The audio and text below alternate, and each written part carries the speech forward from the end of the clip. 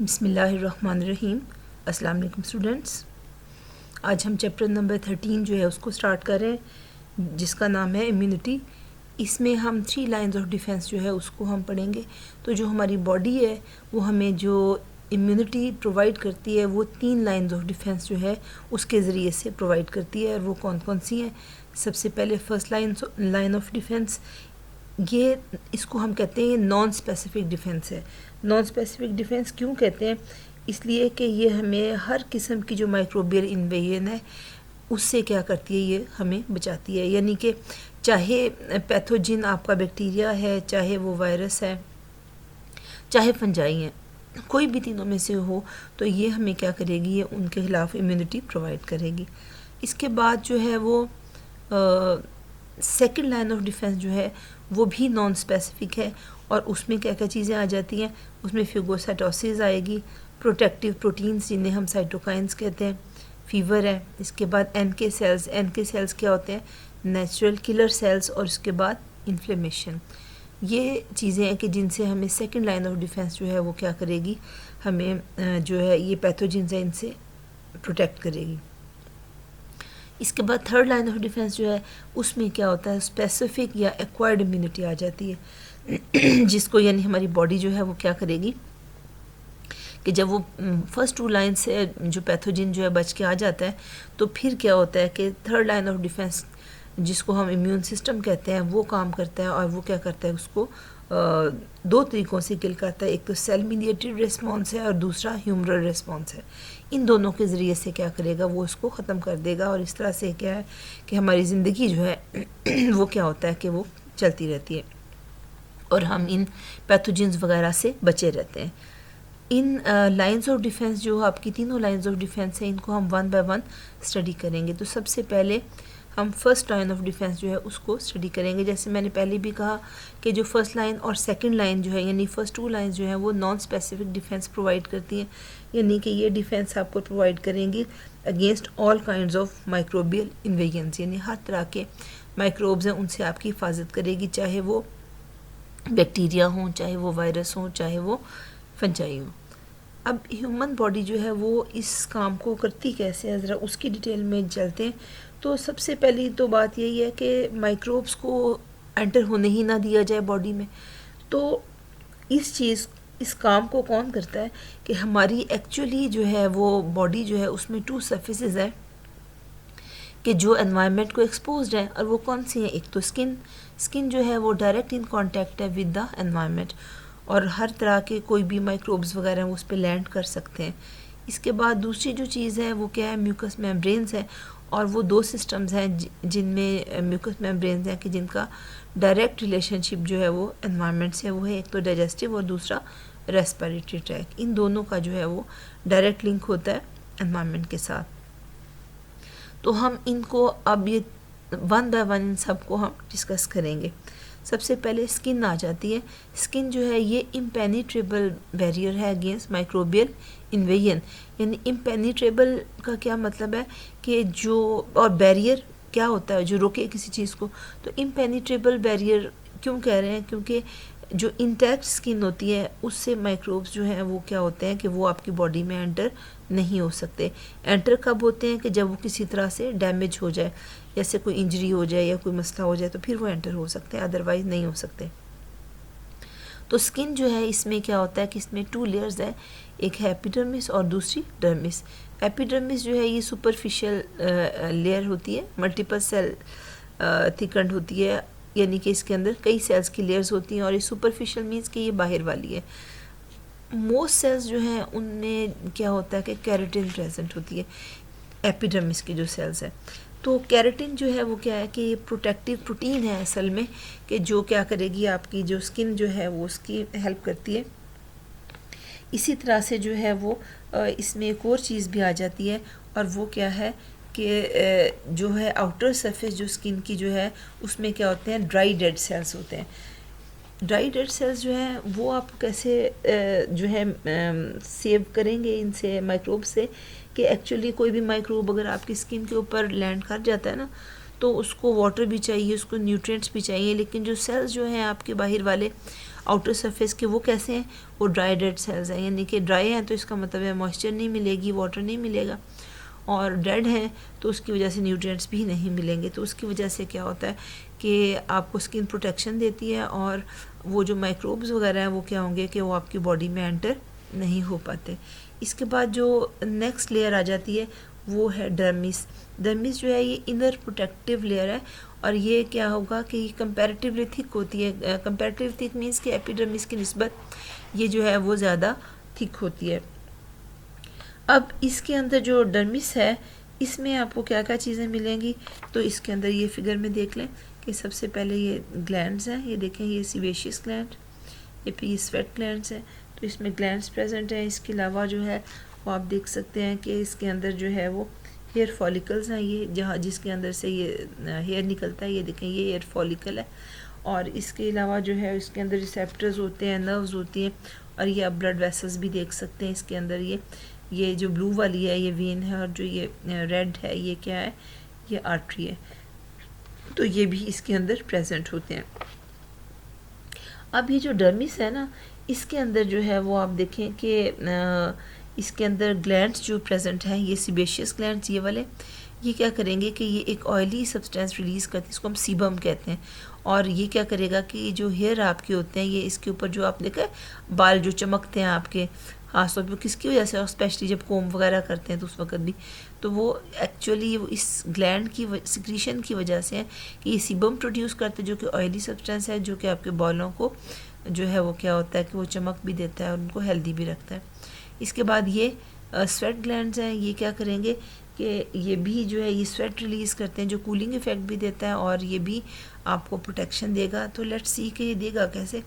तो इसमें जो है वो सीबेशियस ग्लैंड्स जो है वो क्या करते हैं, फिर ये क्या प्रोड्यूस करते हैं, सीबम प्रोड्यूस करेंगे। अब ये जो सीबम है ये क्या है, ये ऑयली सब्सटेंस है। उसके बाद दूसरी जो हमने बात की वो क्या है, स्वेट ग्लैंड्स हैं, ये क्या करेंगे, ये एक सॉल्टी फ्लूइड जो है वो उसको सिक्रीट करते हैं। अब जो इन दोनों की जो है एक तो हमने बात की ना कि जो है स्वेट जो है वो क्या करेगा, कूलिंग इफ़ेक्ट भी देता है, लेकिन जो इम्यूनिटी के रेफरेंस से जो हमने बात करनी है वो ये है कि सिक्रीशन जो होती है इनकी स्वेट ग्लैंड्स की और जो सीबेशियस ग्लैंड्स की, ये क्या करती है कि ये जो स्किन है हमारी ना, इसको कवर करके रखती है। और ये सिक्रीशंस जो हैं इनमें ख़ास बात क्या होती है कि इनके अंदर ना नेचुरल एंटीबायोटिक्स होती हैं, और जैसे कि लैक्टिक एसिड है। अब जो ये लैक्टिक एसिड है ना, इसका काम क्या है कि क्योंकि ये एंटीबायोटिक है, नेचुरल एंटीबायोटिक है, तो ये क्या करेगा कि ये जो ग्रोथ है जो बैक्टीरिया की या फंजाई की, उनको इनहिबिट करता है, यानी उसको रोकता है। और ये मल्टीपल डिफेंसेस हो गए ना, कई तरह से हमने देखा कि किस किस तरह से डिफेंस मिल रहा है हमें। तो ये क्या करते हैं कि जो अनब्रोकन स्किन है उसको एक इफ़ेक्टिव बैरियर बना देते हैं माइक्रोबियल इन्फेक्शन के इन्वेजन के खिलाफ, कि वो इन्वेड ना कर सकें, यानी आपकी बॉडी में एंटर ना हो सकें।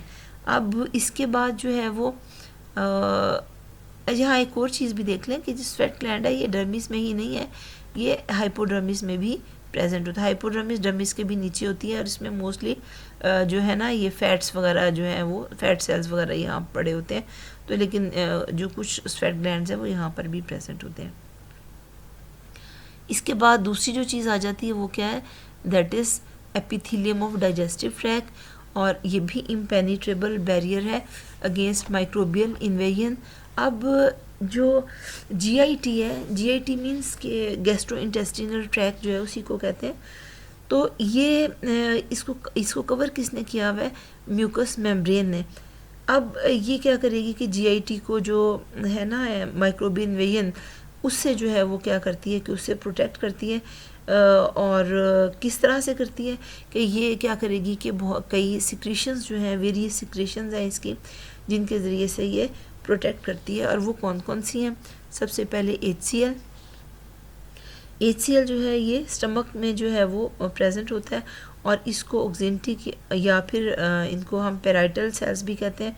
तो इनका काम क्या है कि HCl क्या करेगा कि जो बैक्टीरिया जो आप फूड वगैरह खाते हैं उसके अंदर जो प्रेजेंट होते हैं उनको क्या करता है कि उनको ये किल कर देता है। दूसरी चीज़ जो है वो क्या है कि वो वेरियस डाइजेस्टिव एंजाइम्स हैं, अब ये जो डाइजेस्टिव एंजाइम्स है ये कहाँ कहाँ प्रेजेंट हो सकते हैं, ये गैस्ट्रिक जूस में प्रेजेंट होते हैं, ये इंटेस्टिनल जूस में, और इसके अलावा ये पैंक्रियाटिक जूस जो है उसके अंदर प्रेजेंट होते हैं। और ये क्या करेंगे कि जो फूड में कोई बैक्टीरिया वगैरह आते हैं ये भी उनको क्या करते हैं कि ये उनको डाइजेस्ट कर देते हैं, क्योंकि एंजाइम्स है ना, तो ये उनको क्या करेंगे, डाइजेस्ट कर देंगे। तो इस तरह से क्या होगा कि वो आपका जो है वो फर्स्ट लाइन ऑफ डिफेंस में जो आपका डाइजेस्टिव ट्रैक है उसकी एपिथेलियम जो है वो भी क्या करती है कि वो आपको बैरियर का काम करती है, और उससे क्या होगा कि माइक्रोबियल इन्वेजन जो है वो क्या होगी, वो रुकी रहेगी। जो तीसरी चीज़ है वो क्या है, that is epithelium of respiratory tract. अब ये भी इम्पेनिट्रेबल बैरियर जो है वो का काम करती है अगेंस्ट माइक्रोबियल इन्वेजन, यानी कि माइक्रोब्स को इन्वेड नहीं होने देगी, या आप कह सकते हैं कि बॉडी में एंटर नहीं होने देती। अब ये कैसे काम करती है कि जो हमारी होती है ना एंटीरियर पार्ट नेज़ल कैविटीज़ का कि जिसके अंदर हेयर प्रेजेंट होते हैं, उसे हम कहते हैं वेस्टिब्यूल। तो ये आप देख सकते हैं ये वेस्टिब्यूल है, कहाँ पर, ये वाला, ये जो हमने ये कलर किया हुआ, ये वाला इस कलर का, ये देखें, ये जो है ये वेस्टिब्यूल है। वेस्टिब्यूल के एंटीरियर पार्ट है, यानी कि शुरू का हिस्सा है बिल्कुल नेज़ल कैविटी का, और यहाँ क्या होते हैं, हेयर प्रेजेंट होते हैं। अब ये वेस्टिब्यूलर हेयर जो है ये काम क्या करते हैं कि ये देखें, ये हेयर नज़र भी आई होप कि आपको नज़र आ रहे हैं, ये देखें ये हेयर है, ठीक है। अब ये क्या करेंगे कि जब यहाँ से एयर एंटर होती है ना इसके अंदर, नोज़ के अंदर, तो ये क्या करते हैं कि जो उसके अंदर आपको पता है ना कि जो एयर आ रही है एनवायरनमेंट से आ रही है, उसके अंदर डस्ट भी हो सकती है, उसमें माइक्रोब्स भी हो सकते हैं। तो ये क्या करते हैं कि जो लार्ज डस्ट पार्टिकल्स जो होते हैं इनहेल्ड एयर में, उनको क्या करते हैं कि ये उनको फ़िल्टर कर देते हैं। इसके बाद जब आपकी जो है वो एयर अंदर जाएगी, ये देखें ये सारा जो है वो रेस्पिरेटरी रीजन है, तो इसके अंदर जब जाती है तो यहाँ पर क्या होते हैं, यहाँ सिलिया प्रेजेंट है, ये भी म्यूकस एपिथेलियम है, सिलिएटेड म्यूकस एपिथेलियम है इसकी नेज़ल कैविटी की।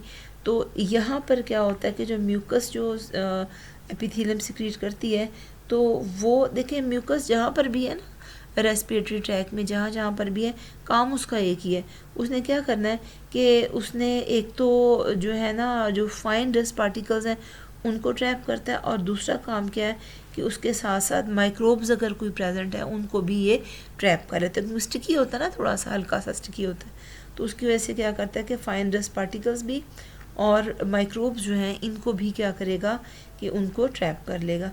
तो अब जो सिलिया एपिथेलियम के हैं ये स्वीप करते हैं, स्वीप समझते हैं, जैसे झाड़ू दिया जाता है, स्वीप करते हैं कैसे कि जो माइक्रोब्स जो उसके साथ आए हुए हैं, तो उनको जो म्यूकस है या जो उसने जो डस्ट पार्टिकल्स थे या माइक्रोब्स जो थे, उसको जो उसने क्या किया हुआ है, उसको ट्रैप किया हुआ है, उसको क्या करता है कि जो पोस्टीरियर साइड के ऊपर ना, यानी कि फेरिक्स की तरफ जो है उसको क्या करता है कि उसको स्वीप करता है। यानी कि आप देख सकते हैं कि यहाँ से क्या होगा कि जो स्वीप करेगा किसकी तरफ, ये देखें इधर ये फेरिंग्स है, ये नेज़ोफेरिंग्स आपको नज़र भी आ रही हो, तो ये फेरिंग्स जो है वो क्या करेगा, उसकी तरफ जो है वो क्या करता है पोस्टीरियर, यानी यहाँ से यूँ आ रही है ना एयर, ठीक है, तो यूँ जा रही है, तो ये जो पोस्टीरियर रीजन है ना, ये वाला, ये पिछला वाला हिस्सा, ये इधर इसको स्वीप करती है, जिसकी वजह से क्या होता है कि वो जो डस्ट पार्टिकल्स हैं म्यूकस के साथ ट्रैप हुए हुए और जो कोई माइक्रोब्स वगैरह थे, वो क्या होते हैं कि वो फेरिंग्स में चले जाते हैं, और यहाँ से क्या होता है कि हम उसको जब स्वॉलो कर लेते हैं